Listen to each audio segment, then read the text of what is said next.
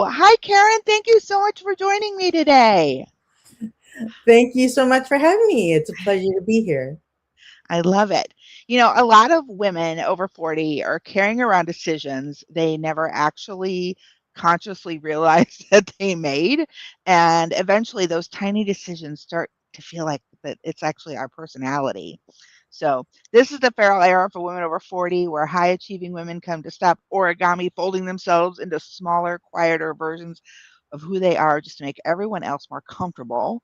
And today's word of the week is decide, which I absolutely love. And I think this conversation really hits with women over 40 in a particular place because there are like points in our life where our body starts asking questions our old coping mechanisms can no longer answer. And so today we're talking about that relationship between decision making, self trust, identity, and voice with Karen Liu. You're a holistic voice coach, jazz diva, keynote speaker, and professional noticer of the places women disappear inside themselves. Welcome again. Yes, and integrated mindset coach and author and game designer. Congratulations. Yes. One more time? I'm also an integrated mindset coach, an Yep. author, And what's your book? and a game designer. My book is called Singing in Tune Solutions for 25 Pitch Problems. And there's Wow. so many people that get told that they are tone deaf and hopeless, and that is absolutely not true unless you have serious amusia, in which you can't recognize a tune at all, and you have no idea whether Yeah. you're on pitch or not. And those people I are very so few. for those of us like me who like I always said like when the pastor would ask me if I had a pastor, the music director asked me once if I wanted to join the choir and I said no because if anybody in the church actually like God already told me that I'm allowed to lip sync because if he heard me singing then Oh, everyone would be atheists. Like I just kind of accepted it as like this is not on my list of talents and blessings and that's but you're saying if you know and you can hear that that's wrong, that there's hope. yes, That's amazing. So absolutely. now, I getting have back a to the student who literally could not sing one single correct note of happy birthday in wow. tune. And I looked at him and I said, I don't know if I can help you, but I'm going to do my damnedest to try. And you know what happened? He could sing happy birthday? Not only could he sing happy birthday, a year later, Yeah. he sang Cole Porter's I Get No Kick from Champagne. Mere alcohol doesn't thrill me at all. Tell me why should it be true that I get a kick out of you? That's And amazing. there's more. Oh, do tell. Oh, wait, I 17 have to do this right years there. later, No, that was for your singing. There we go. 17 years later, Yes. I found him on Facebook, Oh. and he was singing in two choirs and doing karaoke two or three times Aw. a month. And it gets better. He won a karaoke superstar cruise ship karaoke contest. That's amazing. How Absolutely. fun. And I think about, like, what that does to somebody's identity when they have this story that they suck at this or they can't do this or something isn't a possibility, to just to rewrite that story in a place that gives them hope and they find evidence that actually they've got this down and it's okay. Like, that Yes. has to be such a transformation, not only for that particular skill set, but just for their life in general, and just, like, how they show up for themselves and the stories they're telling themselves about who they are and who they can be. So I think that's wonderful. Absolutely. It Yeah. stretches into every area of your life of what you think is possible. Yes. And you picked decide as your word. So I'm just wondering why is that such an important word for women over 40 specifically to you? I find that as a life coach, women over 40 find themselves unhappy and overwhelmed with their current situation. Yeah. And after a while, they want a different life than what they currently have, whether it's a Yeah. different career, a different kind of relationship, a different level of well being, you Mm, name it. And as Mel Robbins says, you are one decision away from a completely different life. mm, Isn't that an awesome quote? it is. And Yes. you work with voice and leadership and communication. So what decisions are women unconsciously revealing based on how they speak? You know, it's really sad that there are women out there who shrink themselves down and defer to others and are constantly fawning and overgiving, and it causes so many problems in women's lives. And the biggest thing is about speaking up and setting your boundaries. Yeah, yeah. And I think that a lot of us kind of grow up thinking that like self-editing is mature, like it's maturity. And so but managing our tone has such a ripple effect, right? Like it's such a way for us to just kind of abandon ourselves. There's I see it as a continuum because there are women who are completely on one end and shrink themselves down, and on the other end, um, I used to be the kind of woman that would just blurt everything off the top of her head, and that's not the wisest thing to do either. Mm, And so there's a happy medium where you pick your battles and you say things that are wise yeah. and actually make an impact in the world. Do you know what I mean? Mhm. Mm. Yeah. So when you think about how decision making changes for women as they get older, what becomes less tolerable or becomes like a non-negotiable? Well, Nidra Glover Taub talks about 6 boundary types. Mind if Okay. I share about that? I would They're love that. awesome. There's the physical boundary for physical space, body, and privacy. There's sexual boundaries regarding abuse, comments about appearance, harassment, jokes, and touching. There's Mhm. intellectual boundaries. You have a right to your thoughts and opinions. Um, you don't want people ridiculing you and dismissing you. There are emotional boundaries, emotional dumping, sharing inappropriate info, gossiping, and gaslighting. Mhm. There are material boundaries, damaging of possessions, not returning something, taking without consent. And there are time boundaries, mismanaging time, giving into others' expectations of your time, and overcommitting and overworking. So these are And boundaries that not only others can like influence and push back on, but it's also a place where we can abandon ourselves and not have clarity and defend our own boundaries. absolutely. Yeah. What do you see most in the clients that you work with? Um, well, every person is different. And I find that toxic people is the universal um, struggle with every woman. Every woman has got at least one toxic person in their life. Do you know what I mean? Mhm. And knowing how to handle that person and set your boundaries and know In your any of value. these categories, and sometimes more than one. Yes, yes, Yeah.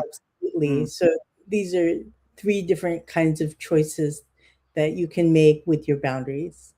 And there are other kinds of decisions that you can make too. One thing I discovered um, as a voice coach, I created an acting cheat sheet. Excuse me. Say that 12 times fast. Yeah. That's that has 25 thoughts, 25 feelings, 25 actions, and 25 places that you can go as a quick way to look at decisions you can make in your acting and doing comedy improv. And I realize that each list is absolutely infinite. Mm, We have so many choices in life. And yeah, when we get into a down, stuck place, we often think of only two options yeah. or three options. And that's absolutely not true. Yeah, when I work with clients, one-on-one in my quests, I actually put a feelings wheel in the back of their custom journal that I give them for the 8 weeks that we're working together. Mhm. And I do that because like you were saying, like for so many of us, when people have been kind of pushed into survival mode and their nervous system kind of turns them into this like life robot, that it's really important that they be reminded of options, they be reminded of alternatives, and that they like, oh, and to know that thoughts and feelings are actually just like part of our story, that there are circumstances, that, there's rainbow curtains or, an orange blanket on my, but whether or not, orange is pretty, whether or not, all of those things, like there there are different stories. I could say, that being around somebody makes me feel, stressed, or being around them makes me feel defensive, or and yet and all of those feelings that we assign, all those thoughts that like to know that we get to have a say so in that is like can be such an empowering thing rather than a defeating thing. If you see yourself as a storyteller, and that it's happening live, that you can step into that at any time, it can be such a gift of empowerment. Absolutely, Yeah, absolutely. And your life is created by the actions you take every day. And you can only yeah, take action after a decision has been made, yeah, right? Yeah, yeah. yeah, And more often than not, our decisions are based on our emotions. So emotional regulation is key to making good decisions. And yeah. there are so many women that are overwhelmed and dysregulated that it's hard to make good decisions for yourself. Mhm. And Well, especially when you are coming from a place where everything feels like, the tiger is eating your face. Like it just we make different decisions when our nervous system is telling us that, yes, versus like, oh, someone's knocking at the door, or oh, the dog needs to go out. So, a lot of that is just it is about knowing that we have power to make different decisions, to write a different story. So, if you are if anyone's listening to this and she spent most of her life like making decisions around who she needs to be for everybody else, like what in your mind, what is the first decision that she gets to make that actually like belongs to her? to speak up for herself. Nice. Absolutely. Mm, Unless you are able to speak up for yourself, you cannot have the life you want. mm. And I know we have an extra few minutes here, so I'm just curious. At some point, you were teaching people how to sing, and then that transitioned to helping people find their voice.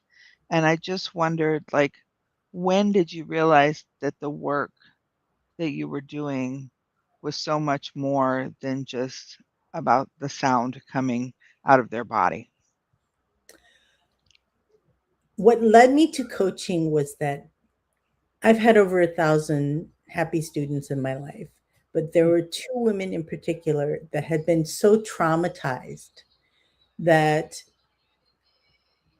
one of them shut down and said that she wasn't able to be fully present for lessons and practicing at this time. And fortunately, she reached out to me and said she wants to continue sometime in the future.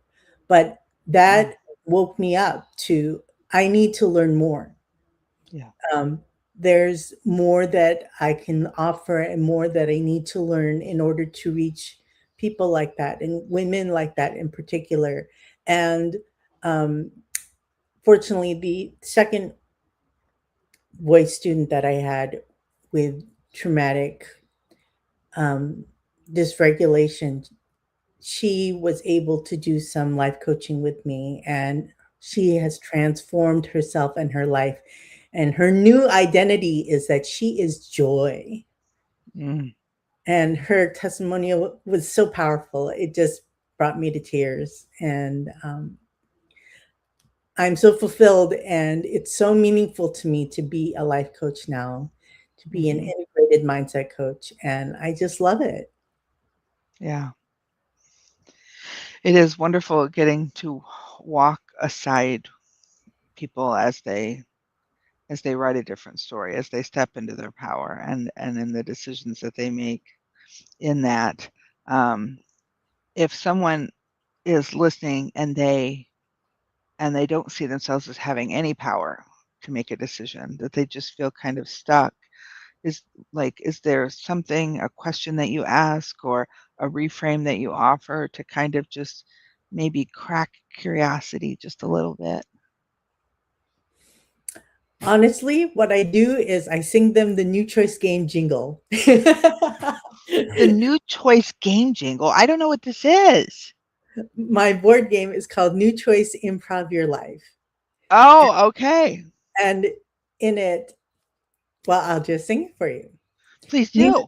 choice in each and every moment. New choice. I can make a new choice. New choice. I never have to stay stuck. New choice. I can improv with my voice. New thought, new feeling, new action, new place, new choice. Wow, wow, whack.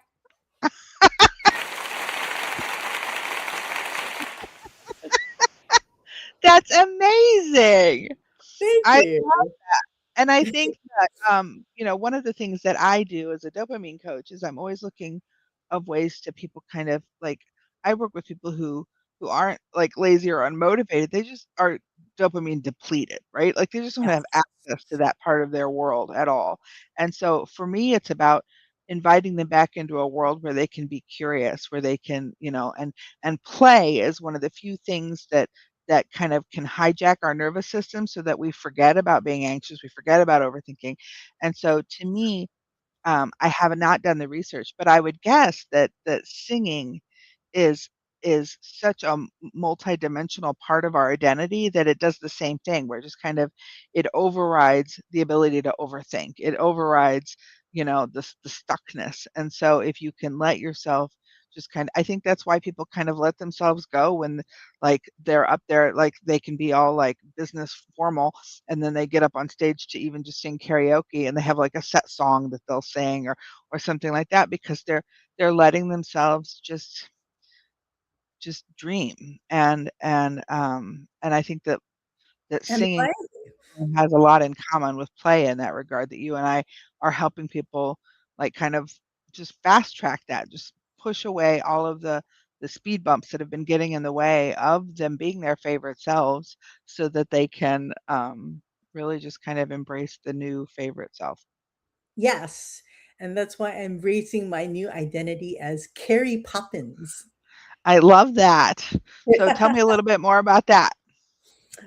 Carrie Poppins started as I was staying in a friend's home, and when I was in Minneapolis, and um, they had several problems that in their lives, and I gave them advice that helped them solve their problems, and they were like, oh, "You're magic. You're Carrie Poppins," and that expanded into my voice coaching and my life coaching and everything Mm, that I do. And my icon is a purple umbrella I that love it. represents my mission, which is that I help lift excuse me, I lift unheard voices and help them to soar. Mm.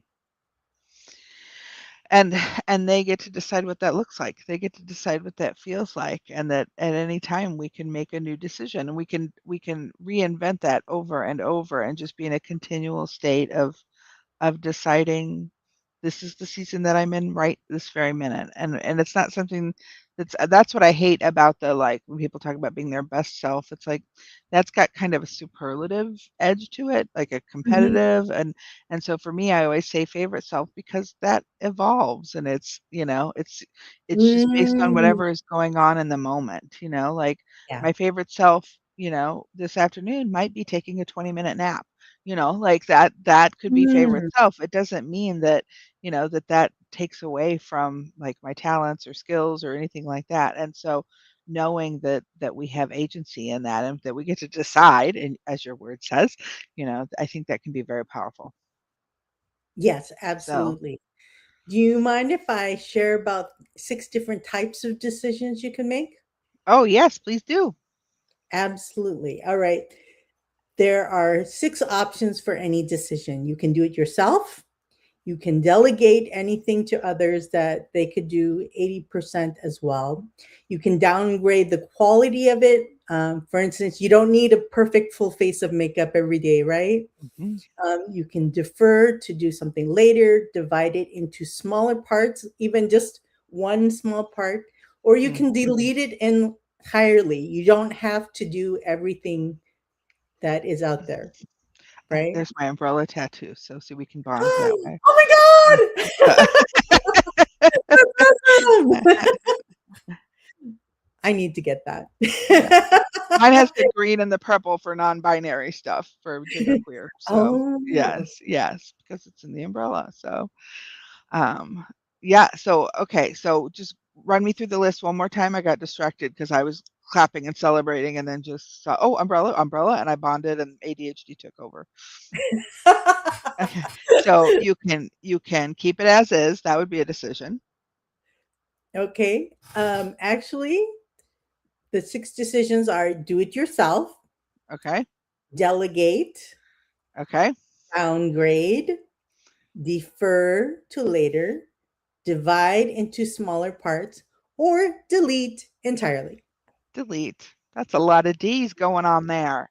So, but I like the framework. That's great. What do you call that framework? 6 decisions. I love it.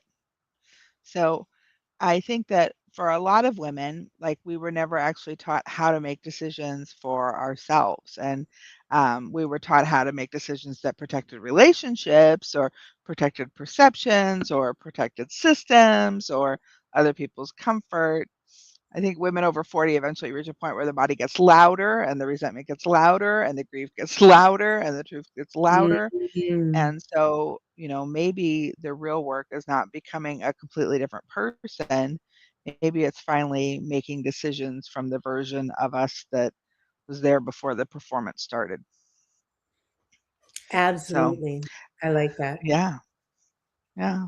This has been the Feral Era for Women Over 40 with Kirsten Baumdiggity. Karen, thank you so much for joining us today. I had no idea I was going to get serenaded to this, and that has made my day all so much better. Awesome. I'm a jazz diva. Why not sing? Exactly. So I'm going to put all your contact information in the notes for everyone on the different platforms, but please reach out to you. And like, what are your favorite platforms? Is it LinkedIn? LinkedIn, Facebook, Instagram, and YouTube. Okay, so you're all over the place, baby, making decisions. So making the world a better place. Thanks, Karen. Thank you so much. Bye bye.